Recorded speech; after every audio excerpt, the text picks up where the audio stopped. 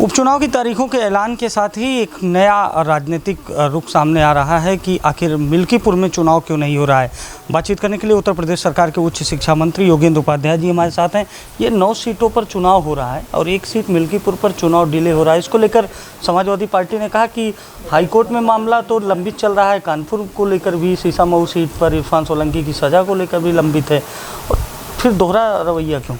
देखिए, कोर्ट के निर्णय को गहनता से अध्ययन किया चुनाव आयोग ने।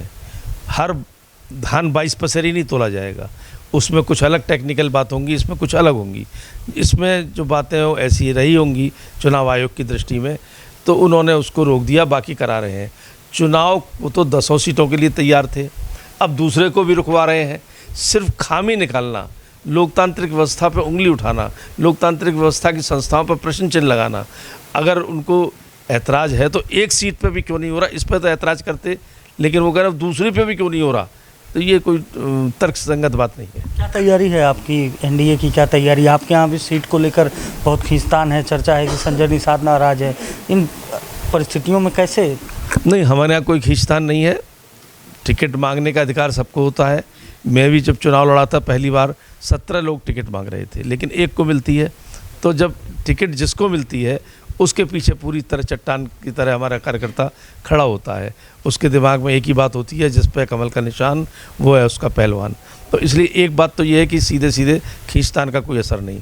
दूसरी बात ये कि हम लोग जीतेंगे कैसे, जैसे अभी आपने पूछा रणनीति क्या रहेगी, तो हमारे नेतृत्व की जहाँ तक बात करें, चुनौती दे रहा हूँ कि मोदी और योगी जैसा नेतृत्व किसी दूसरे पे है क्या?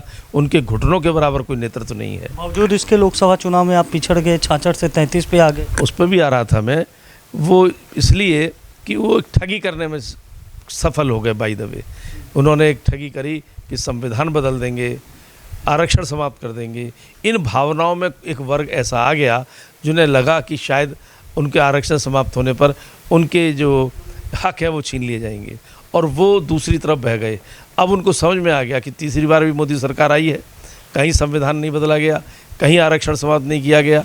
तो इसलिए अब वो राजनीतिक ठग जो बने हुए थे, राजनीतिक ठगी उनके समझ में आ गई, अब उनके झांसे में नहीं आ। भी तो पीडीए का नारा है, 10 में से 6 प्रत्याशी हैं, और वो सब पीडीए से हैं। जो सपा का पीडीए उसे पिछड़ा दलित वर्ग से हैं। यही हमको लाभ दे रहा है, क्योंकि वो संकुचित दायरे में सिमटे हुए हैं। पीडीए या कोई एक वर्ग विशेष के लिए हम सबका साथ, सबका विकास, सबका प्रयास और सबका विश्वास, और हमारे कृतित्व में भी है। हमारा जो अंतिम छोर पर बैठे हुए व्यक्ति के सुविधाएं उपलब्ध कराई हैं, उसमें ना तो धर्म देखा, ना जाति देखी, सबका देखा। तो इसलिए हमको उसका लाभ मिलेगा। चलिए, सबका साथ सबका विकास के नारे पर भारतीय जनता पार्टी उपचुनाव लड़ेगी, ये दावा है उत्तर प्रदेश सरकार के उच्च शिक्षा मंत्री योगेंद्र उपाध्याय का। सहयोगी शिवांशु के साथ अभिषेक शर्मा, नादी टीवी, लखनऊ।